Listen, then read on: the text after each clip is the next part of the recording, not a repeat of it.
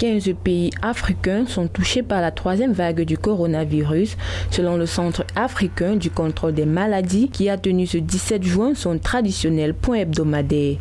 Une situation qui exige l'accélération de la vaccination alors que le continent reste toujours en marche d'une distribution équitable des vaccins. Moins d'1% de la population a reçu un schéma vaccinal complet.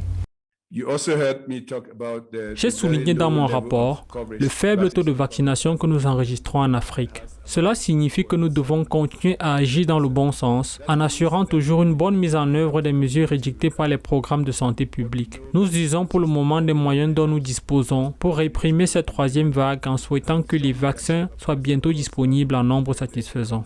Pour cette institution panafricaine, la situation vaccinale en Afrique devrait rapidement s'améliorer grâce aux différents partenariats qui se sont effectués pour la mise à disposition d'importantes doses de vaccins. Le partenariat conclu il y a une semaine avec la Foundation Mastercard permettra, dans le cadre de l'initiative Sauver des vies et des moyens de subsistance, d'administrer des vaccins à environ 50 millions d'Africains.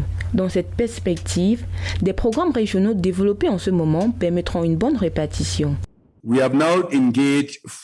Nous avons déjà mis à contribution les 4 régions sur les 5 contre le continent. Nous allons clôturer avec l'Afrique de l'Ouest la semaine prochaine pour terminer cette étape. Ce sera le dernier processus d'engagement ciblant les ministres de la Santé, afin qu'ils comprennent l'objectif de cette initiative et soumettent leur plan de travail afin que nous puissions les soutenir. Les statistiques de l'agence révèlent que le taux de contagion sous une semaine s'est élevé à 20%. En date du 17 juin, 5 108 890 cas étaient recensés sur le continent avec 136 030 décès et 4 558 435 guérisons.